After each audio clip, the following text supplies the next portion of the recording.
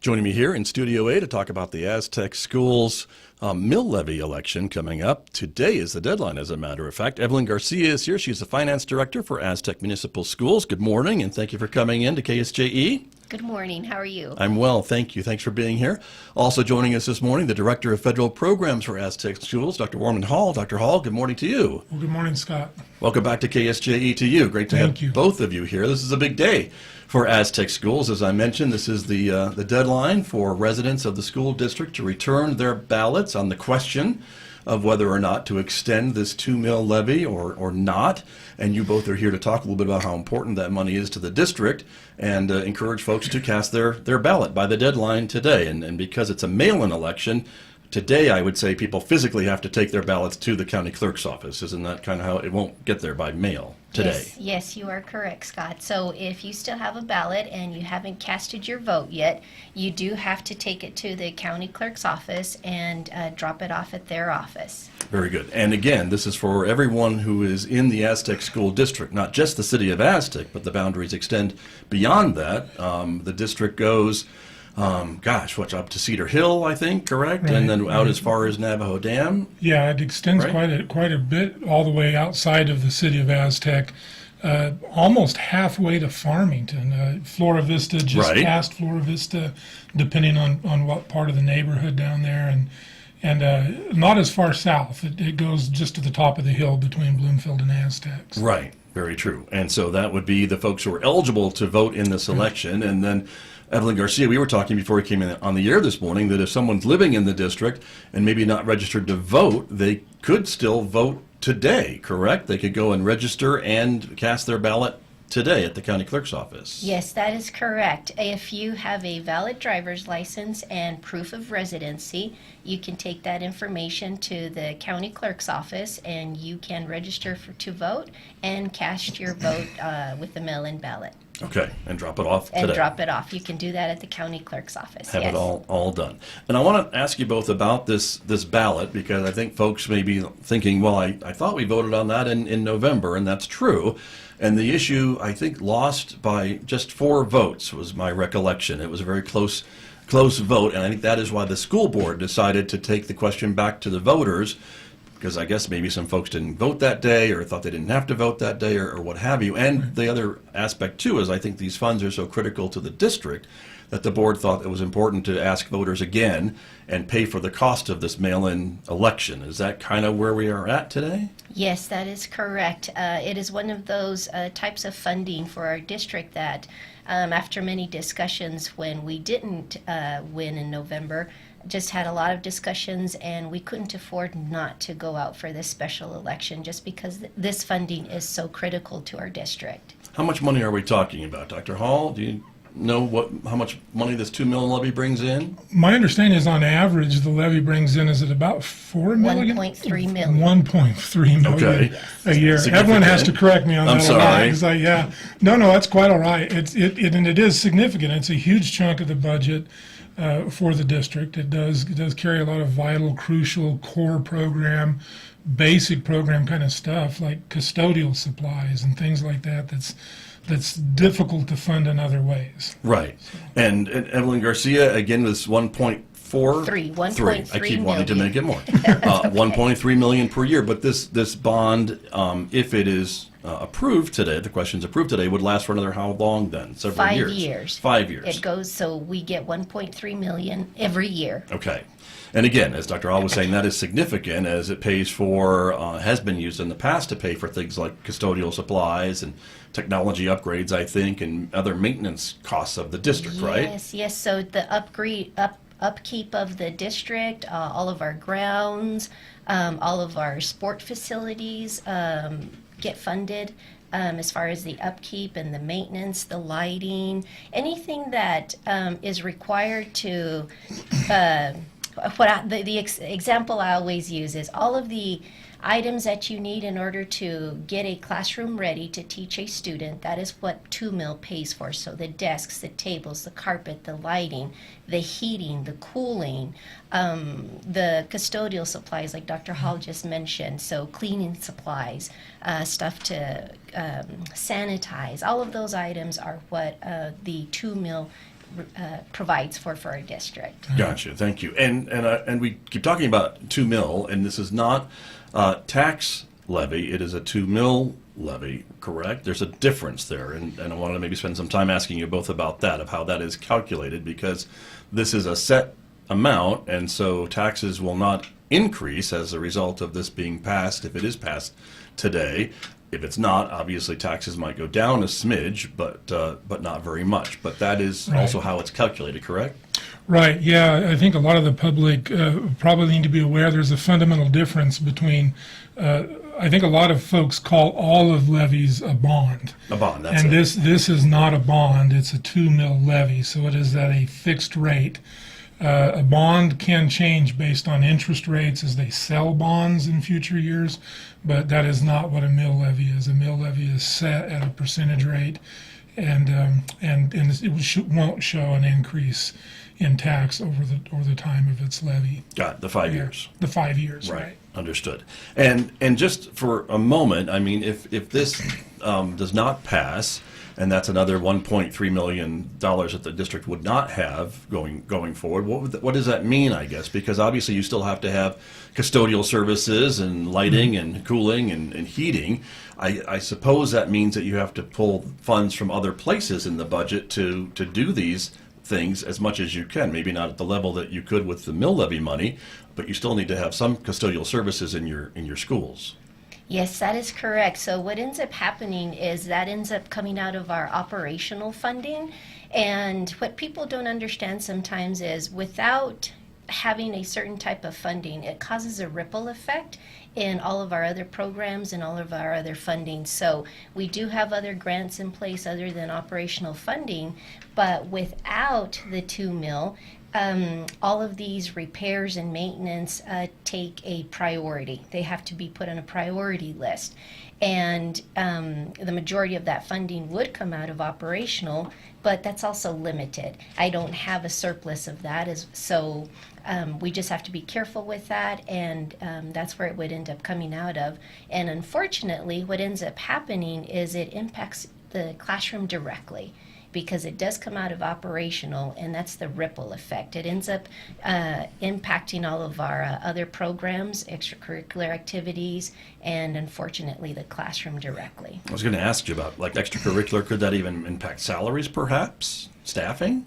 It probably long run, that's hard to tell up front without knowing or running scenarios for that. Sure. But in the long run, that could potentially end up impacting wages because we don't have that funding to provide for maintenance and upkeep and purchase supplies like we can now. Right. I mean, 1.3 million shortfall. I mean, that's a lot of extracurricular activities that might have to pay for some of this or have some budgets lost because of this. So I would assume it might come to other things, as you mentioned, into the classroom. Dr. Hall, you Right. deal with federal programs, and I imagine a lot of your maybe dollars that come with federal programs are restricted to only used in that particular program. You can't use some of that money somewhere else. Yeah, that's spot on, Scott. And that's kind of the nature of grant funding, federal grant, if there's local grants, state grants, and really to a level, 2 mil has restrictions on how it's spent. 2 mil can't be spent on salary. We have to supplement or have to support programs outside of salary. Federal grants sometimes are even more restrictive, I think. They very much specify. Title I, for example, has to be spent on education that fights the war on poverty. So if you look at struggling subgroups, it can help. Title III is for English learner support. And so that's what's vital about a 2 mil levy is it supports, I feel from the perspective of federal grants, a little wider margin of what the school district needs. The best example I can give comes from my days as a principal at Aztec High. As a principal, I would always remember we would get the opportunity to talk with the finance office about site level needs that our site budgets or the current activities budgets couldn't handle. So over my 14 years up at Aztec High, we were able to access 2 mil to basically replace, oh gosh, I'm going to forget what you call it. It's the big pit that the the pole vaulters fall into and everything Okay. pole vault. Right, sure. They had a just a really great season one year, but it had gotten ripped and they hadn't really noticed. Soaked all the water up, rotted the old one, and we had to just replace it before the next season. Without 2 mil, there would have been really no way at that time to do it. And I'll give you a second example that's kind of interesting. I think that in Aztec, we've done a lot of work with school safety and security over recent years. But some of the very first school cameras that we were able to get at Aztec High were funded through 2 mil. We sat and talked about the need to do this, about just getting cameras to certain locations that were hard to monitor, getting it networked. We went down and researched it, and I think that's what 2 mil does. It allows the sites to look at innovative programming, addressing needs in innovative ways that is difficult to do with more restrictive grants and not impact what they're using operational funding for. Right, right. Thank you for that. Very, very interesting. My guest this morning from Aztec Schools, we're talking about the 2 mil mill levy election. The deadline is today. It is March 19th, and the deadline to turn those ballots in, would it be 5 o'clock or 7 o'clock? 7 o'clock. 7 p.m. So they can go up until 7 o'clock, and by law, the county clerk will accept that ballot, and as long as everything's right with it, it can be submitted, and so by 7 o'clock tonight. Very good. I also wanted to ask you both about maybe some of the messages of folks who live in the district, but maybe they don't have children that go to Aztec schools, but they're still living in the district. They still are taxpayers in the district, property owners in the district. And so what's the message to them about supporting this question? We've had a lot of folks in the community really speak wonderfully about that. One of our former superintendents, Mr. Jim McGee, has been very active through social media and the like, really getting the word out to say, hey, listen, what about our grandkids? What about our friends' grandkids, the people you go to church with who do have kids actively in the system? And that's part of taking care of one another's future. I mean, the kids in the community, the schools are really a vital hub that drives a lot for our local communities, not just in industry, but also just in kind of the future direction of the community. Right. I would also think, too, that a lot of the school buildings are public buildings. Well, all Right. of them are open to the public. Your theaters, your sports facilities, your school Right. football fields, whatever. Community's welcomed to come cheer on the teams, come watch a play, come listen to a concert. I've always said that a high school, a comprehensive public high school, runs 24 hours, 7 days a week. There is someone up at Aztec High School using that facility, whether it's the district or the school or my goodness, we've had community groups that have approached the athletic director about doing pickup games to play on a Sunday in the gym, and they've opened the doors to them to do that. So a lot of great work that goes on in the community. Right. And all these things are possible because of the facilities are maintained and they're available to be open and for use by the public as well. I know too, there's sometimes an argument about economic development and things like that. That sometimes a business will look at the condition of the schools, of these public buildings and things, and decide, if I want to locate in that community or not. And and that's another maybe question that maybe folks could be thinking about if they want to see Aztec grow and prosper. I think the schools are a reflection of that. Yeah, absolutely. Having an educated work base, a lot of the great work we've been able to do, again, through some grant funding with Career Tech, all of that's great. But maintaining that equipment, once you get grant equipment, is then on the district, and 2 mil is the primary way that we do that. Scott, I'd also say that realtors, I think they've said openly, that's the number one thing they approach people moving into the community about where to locate, is what are the schools like? And I think sometimes we can, and I put myself in that as a community, we think of the condition, the quality of the schools based on 1 or 2 interactions maybe we've had with that school, or you've heard your neighbor had an interaction, went well or not. And that's fine. I always tell the community, come in and engage. If there's something you're concerned about, we can find a way to work with you and address the concern. But in the long run, the quality of that programming that's so vital to the community is not going to grow if you don't have sources of funding like 2 mil to help continue to upgrade and repair that equipment. Right, right. The school buildings in Aztec are maybe a bit older than other districts in the community too, and anyone who owns an older building, an older home, an older Right. car might know about maintenance costs and things like that. That's another one of these conversations, right? Right, right. Some communities have been really blessed locally to be able to. We talked earlier about the difference between bond and 2 mil. That's right. They have raised bonds to put up a new building. That's a whole different ball game than 2 mil funding. But what those communities are very aware of is that when you build that brand new big building, you've got to maintain it. You've still got all those costs, all those equipment repairs, all those upgrades, and that's why 2 mil is so vital to the community. Right, very true. Right. Evelyn Garcia, I want to come back to you a little bit with some questions about the budget. Of course, Finance Director, you're dealing with budgets and with the legislative session just ending about a month ago or so. Numbers may be still coming in to your office to figure how you're going to build that budget, but we've seen a lot of funding from the state for education. Salaries specifically, I'm thinking about. Teacher salaries have been increasing. Well-deserved, I think we would all agree. But as we've mentioned, right, you cannot use some of that money for some of these other things and vice versa. You're kind of restricted as to what some of these pots of money can be used for, correct?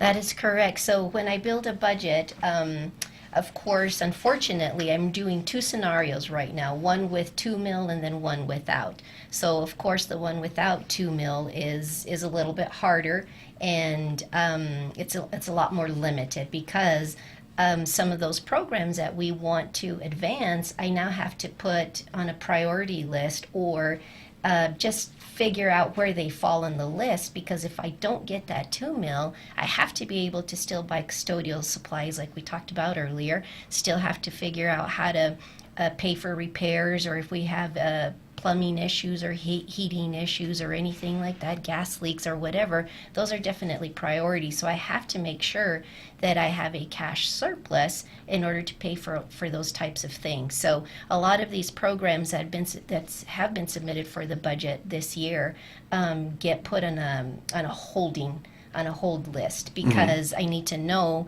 by hopefully sometimes after 7 tonight if the money will be if there, the I money guess, will right? be there or Yeah. not. Yes. And I guess too, the other question would be, today you get a phone call that says, "Oh, we just found out we have a leak in the roof at Lydia Rippey Right. Elementary School, and we need to put a new roof on, or at least get someone out there to patch it, and then probably replace it because it's been a while since we replaced that roof, and the new roof is going to cost us, I have no idea. I'm imagining 6 figures, if not more. But does that happen? I mean, that does happen. Yes, it does. It happens all of the time. So again, that cash, the disbursements that I receive for 2 mil are there, and that's what they're used for. So we go through our processes and we raise in POs and do encumbrances and get vendors out there to start fixing that. And so going forward, if that 2 mil isn't passed, what I do is I'll go back historically and look at major repairs, and again, a list, and I prioritize, and then I try to make sure that cash is set aside for those major items and not so major items.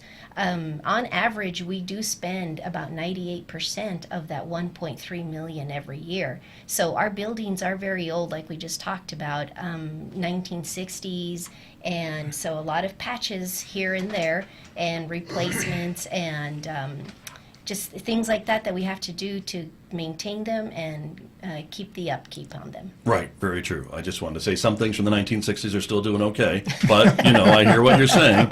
Buildings are a little different story sometimes, so Yes. you are exactly right about that. And I wanted to ask you talked about prioritizing things if you have to go with that other budget that without the 2 mil money. Do you get some direction, I would assume, from the superintendent's office, from the school board, I guess? Do they tell you kind of what things they feel should be prioritized if you did have to make those tough decisions? Yes, that is definitely, those decisions are made together as a team, just to make sure that we are meeting those needs and that students can still come to the district and we can still teach like we're supposed to, and that doesn't get interrupted.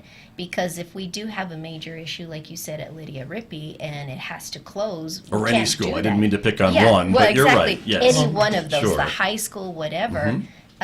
We just have to make sure that students can come to class every day and teachers can teach and they have what they need in order to do that. So definitely group discussions for Levy sure. Rippey is actually Right. a pretty good example because both of the elementaries have had plumbing issues that they've had to address pretty recently. And then, as we've talked about before, I think when Mr. Summers was up at his last show, Lydia Rippey is actually one of 3 blue ribbon schools. That's right. In the area. And I think that kind of great programming, those kind of achievements are more common when you're taking care of the quality of facilities the kids are learning in and the teachers are teaching in. True, and I know there's a lot of conversations too about how kids learn and if they're distracted, if they're on an empty stomach. I mean, there's a lot of Right. focus on nutrition and things like that, that they're able to concentrate maybe in the classroom, probably more so than if there's water dripping from the ceiling into a bucket, or they're having to avoid things in the hallway, whatever the case may be. I think that's been pretty well documented. Yes, that is very true, and also just repairing the floors and the carpets because wear and tear all the time. So we have to replace our floors to keep them safe, and the carpets in the classrooms, desks break sometimes or chairs break, and we have to replace those. So we have to be able to afford that quickly without interruption. So yes, 2 mil is very important for those things. Right. To recap a little bit, today is the deadline for this 2 mil question that is being asked of voters in the Aztec School District. This is all folks who are registered to vote in the Aztec School District. As we mentioned, the boundaries extend beyond the city limits of Aztec. They come west almost to Flora Vista, and that area. They go east as far as Navajo Lake, Navajo Dam area, north as far as Cedar Hill, and south to the top of the hill between Aztec and Bloomfield, basically. But if you are a registered voter, you should have already received that mail-in ballot in the mail to return. Today is the deadline, so you can't put it back in the mail and get it back in time. You would have to return it in person to the county clerk's office by 7 p.m. That is correct. And if you haven't received your ballot in the mail, you can go to the county clerk's office as well. Again, show your proof of residency, valid driver's license, and because things get lost in the mail all the time. Sometimes we don't update our mailing address or something like that. So if you haven't received it yet, you can go to the county clerk's office and get your ballot there. Very true. And I imagine it's just, I mean, it's one question, so you could probably fill it out at the office and turn it right back in before you left the building if you wanted to just do it and get it turned in. Yes, and for sure, make sure you sign the ballot. That's also important, Yes, right? the It needs a clerks- signature. Yeah, the county clerk did share with us that some have come in without a signature, so do sign your ballot. Got you. And again, from the residents in Aztec, I know there have been ongoing conversations on social media and elsewhere. There's been some public meetings, I think, to try to get the information out, like we are doing this morning, to talk about what the money is used for and how important it is for the district. Dr. Hall, have you heard anything else about questions that the public has about this question? I think the primary thing that we've been kind of having very good conversations with the community about has been, well, why do you need this? We voted once and said no, why are you going out again? And I think Evelyn stressed an important point about that. It failed by 4 votes. And I think our whole system, our whole electorate system is based on the notion that when an issue is that close in the public, and then we're hearing feedback of folks going, oh, well, I didn't realize what that was, so I didn't mark anything on it. I didn't vote yes or no. And that's just a condition of when you have a larger general election, folks tend to do that. They vote on what is a priority to them at the moment. They don't look at those other issues. And so when the community was telling the district on multiple fronts that they got, oh my gosh, if I'd have known what that was for, I would have voted for it. That signals to the district to do what they've got a right to do, like anyone does, bring an issue to the voters again. And it's well worth it that the district's doing it. I think it's a wonderful thing about the nature of our democratic society is you get an opportunity when people are telling you, can we do a redo on that? You get a chance to do that, and that's essentially what we're letting the community do. Right, understood. If it passes today by 4 votes and then an opposition group wants to have another election and want to pay for it, I guess it's their right to do that, I suppose. I mean, they could on a level. I think the one thing to understand is it's a levy that will be in place for 5 years. It's one that's been in place for 20 years. I think it would be at the end of that 5-year cycle. That's where the community gets an opportunity again to address it if that's what they feel they want to do. Yeah. Got you, right. That makes sense. And so, but we've talked about, I think, all the important things that this can do. Certainly, it's up to the voters of Aztec District, this Aztec School District, to decide. But coming so close, and again, this is costing the district. The district is paying the costs of this election today, but the school board, I think, thought it was money well spent because of the closeness of that vote back in November. At least that's my understanding. Yes, that is correct. Again, we couldn't afford not to go out for this. So yes, special elections, the cost of that is on the district. Got you. And I guess that was also part of the conversations about why to have it maybe a mail-in rather than a in-person type of a vote to go in and cast a ballot in person on a certain day.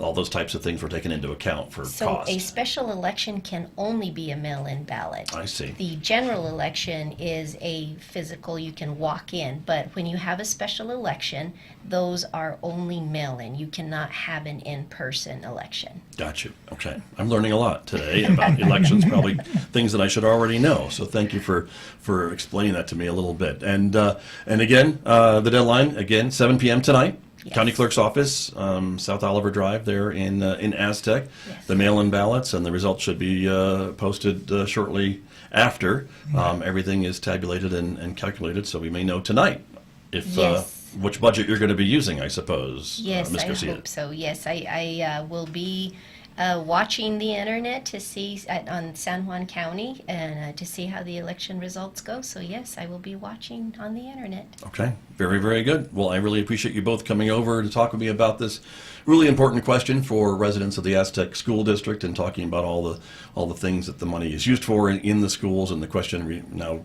remains with voters to determine whether it passes or not today. So. Absolutely. Thank you for Thank having you. us. Thank you. Yeah. You bet. Thank you both very, very much. My guest from the Aztec School District, Evelyn Garcia, Director of Finance, also Dr. Warman Hall. He is the Director of Federal Programs for Aztec Schools with me this morning on KSJE. Thank you. Thank you. You're welcome.